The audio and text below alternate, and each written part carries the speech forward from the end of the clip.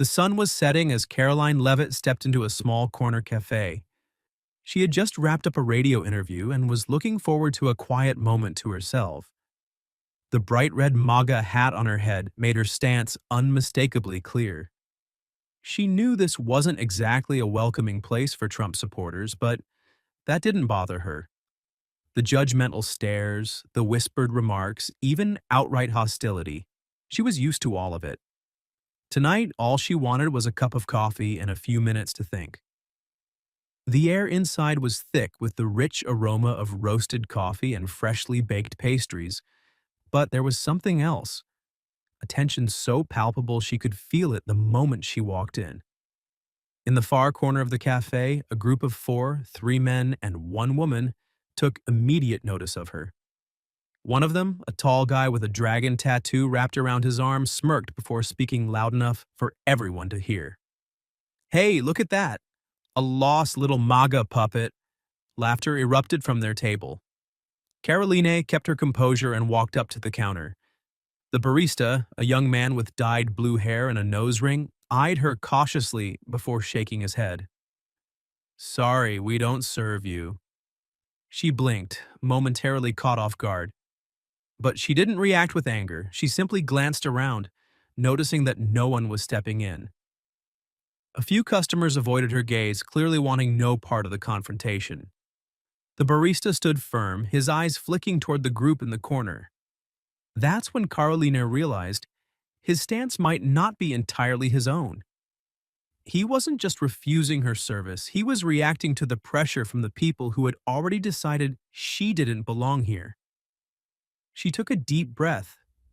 She wasn't about to argue over a cup of coffee, but she also wasn't going to back down. Turning toward the group, she met their eyes, calm, unwavering. "So, what do you guys think about free speech?" Her voice was steady, but it carried weight. The tall man squinted as if he hadn't expected her to push back. "Free speech isn't for MAGA trash like you," he scoffed. Karoline let out a small laugh, her eyes still locked onto his. "So, you don't actually believe in free speech. You claim to be progressive, but the moment someone disagrees with you, you try to silence them. That makes you no different from the tyrants you claim to hate." The cafe fell quiet for a beat. Then the tattooed man chuckled, shaking his head like she had just said something ridiculous. "You think you can stand here and preach to us?"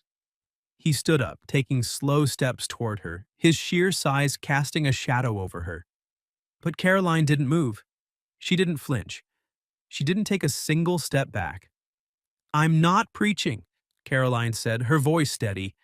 "I just want you to understand that I have the right to wear this hat, just like you have the right to hate it. But if you think you have the right to threaten me, you're wrong." There was not a hint of fear in her stance, not even the slightest hesitation. The air inside the cafe was thick with tension, but not everyone remained silent. A man sitting near the door had been watching the confrontation unfold. Now he stood up, stepping toward the group of young men with a determined expression. "Enough! You don't have the right to treat her like this," he said firmly. The tattooed man spun around, pointing a sharp finger at him. "You want to try something, tough guy?" The fire in his voice made the man hesitate, then step back. Others in the cafe exchanged uneasy glances. Some had already started recording on their phones, while others simply looked away, pretending not to see. Yet, as Karoline scanned the room, she caught glimpses of a few faces watching her with quiet sympathy. Maybe some of them were ashamed of their silence, but none dared to intervene. This wasn't just about her anymore. It was about the people who chose to speak up, and those who didn't. The tattooed man hesitated for a second. He hadn't expected a woman as small as Karoline to hold her ground. No cowering, no fear, no backing down. It irritated him. "You've got a big mouth," he sneered, eyes flashing dangerously. "But I bet if I ripped that stupid hat off your head, you wouldn't be so tough anymore." He reached out, aiming to snatch the MAGA hat, but Karoline was faster. She took a small step back, just enough to dodge his grasp, tilting her head slightly with a calm, almost amused smile. So, this is how you prove your point? She asked, her voice carrying through the cafe. No debate, no logic, just threats and theft? A ripple of murmurs spread through the room. A few customers glanced at each other, looking uncomfortable. One of the guys from the group, who had remained quiet until now, elbowed the tattooed man, muttering, "Let it go. People are recording." Sure enough, a young woman nearby had her phone raised, capturing everything. Caroline had noticed but didn't care. She didn't need a video to stand her ground. What mattered was facing her aggressor right here, right now. The tattooed man clenched his teeth, frustration boiling inside him. He was used to making people shrink back, used to seeing them lower their gaze in fear, but she didn't. "Who the hell do you think you are?" he snapped. "Just some idiot worshipping that senile old man?" Caroline raised an eyebrow, utterly unfazed. "I don't think I'm better than anyone," she said smoothly. "But at least I know I'm not a grown man trying to bully a woman in a coffee shop just because she has a different opinion." A loud, "Oh!" echoed from a corner of the cafe, followed by a few chuckles. The tattooed man froze. He realized in that moment that he had made himself the joke. His fists clenched, his knuckles turning white. His face burned, not just from anger, but from humiliation. "Do you really think you can touch me? I believe if you lay a hand on me, you'll be thrown in jail immediately for assaulting a woman." Caroline cut in, her voice steady, but her eyes sharp as ice. "And with all these people recording around us, there's no way you can talk your way out of it." The tall guy stiffened. He looked around. She was right.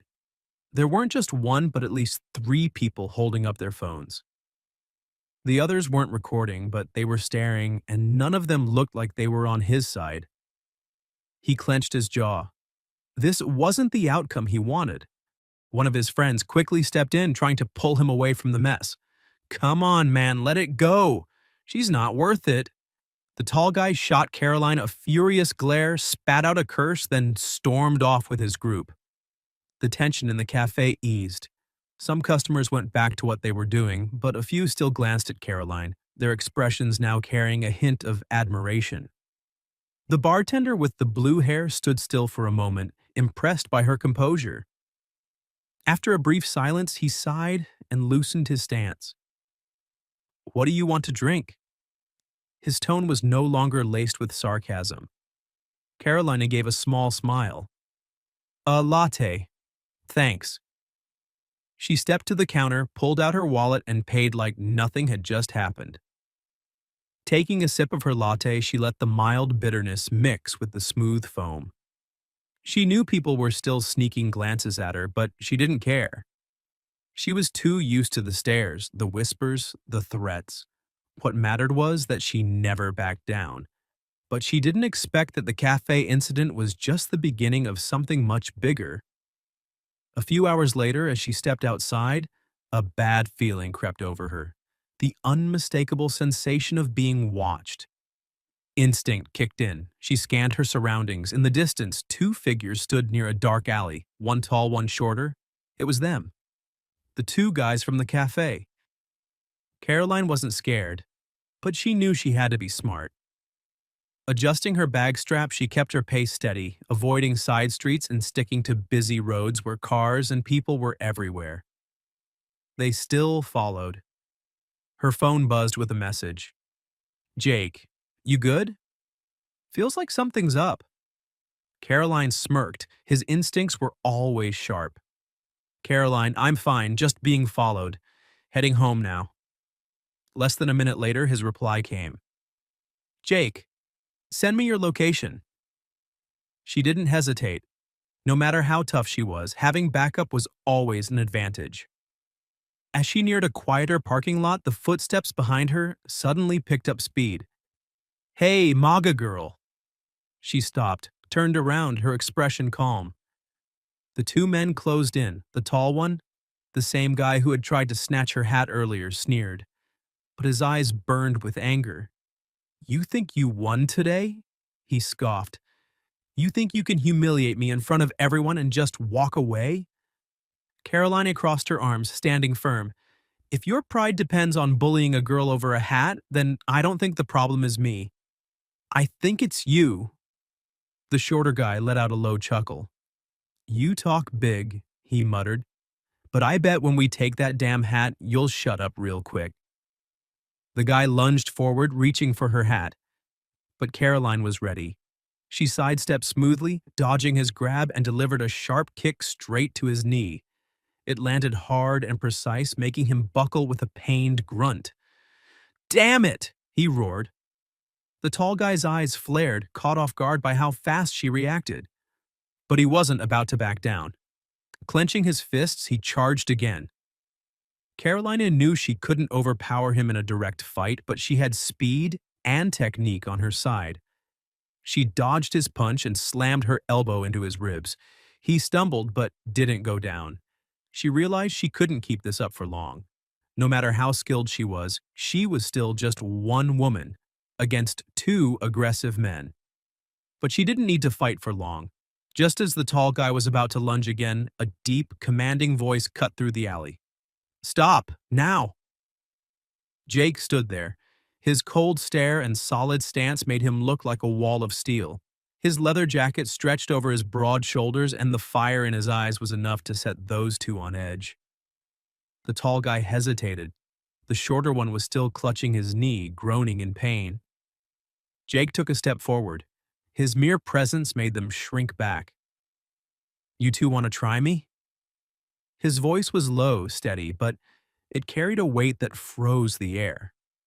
The tall guy clenched his fists, realizing there was no winning this fight. He muttered a curse, then bent down to help his friend up. "You won't be so lucky next time, bitch," he spat before the two of them disappeared into the night. Jake watched them go before turning to Caroline with a knowing look. "So, this is what you do for fun after work?" His tone was teasing. Caroline chuckled, adjusting her hat. "Just self-defense." Jake studied her for a moment, then shook his head. "You really have a way of pissing people off." She smirked. "Only the ones too weak to handle a conversation." Jake sighed, draping an arm over her shoulder as he led her out of the alley. "Next time, call me sooner." "I'll think about it." They both knew she wouldn't. The next morning, Caroline woke up to dozens of messages and missed calls. As soon as she unlocked her phone, she found herself in the middle of a media storm. The cafe incident had gone viral, but the headlines weren't in her favor. The videos had been edited, cutting out the key moments. The bartender refusing her service, the insults thrown her way. All that remained was her standing up to the tall guy, making it look like she was the one causing trouble. Hate comments flooded in. MAGA freaks always playing the victim. She deserved to be refused service. Boycott people like this. This is why America needs to get rid of these fascists. Caroline sighed. She wasn't surprised, just tired. But then something shifted. Some of the cafe customers who had been there started speaking up. A woman named Lisa, who had been sitting near Caroline, posted a longer, unedited video showing everything. The bartender's discrimination, the harassment from the group. Others began sharing their own experiences, exposing what had really happened. Soon, the original video was everywhere. Under her posts, the tide started turning. Encouraging comments replaced the hate. People defended her, supported her. The truth was out. 2 days later, she received an invitation from a conservative news outlet for a live interview. She accepted. During the broadcast, the host asked, "Do you think your MAGA hat was provocative? Were you trying to stir up conflict?" Caroline stayed composed, her eyes sharp. When did a hat become a valid excuse to harass someone? If someone wore a Biden hat, would they have been treated like I was? If the answer is no, then the problem isn't the hat. The problem is the hypocrisy. The host nodded. Karoline continued, "We don't have to agree on politics. But when one side thinks they have the right to silence the other through intimidation and abuse, that's not disagreement. That's dictatorship in disguise. Her words spread like wildfire, not just among conservatives, but also among those who valued free speech. But just when things were settling down, she got a text from an unknown number. You think you've won? You have no idea who you're messing with. Watch your back. She wasn't shocked. Cowards always hid behind screens, but she wasn't afraid. She had learned that when you stand up for what's right, there will always be people trying to tear you down. What mattered wasn't what they did, it was how she responded. She set her phone down, adjusted the red hat on her head, and stepped outside. Because the world doesn't belong to the weak,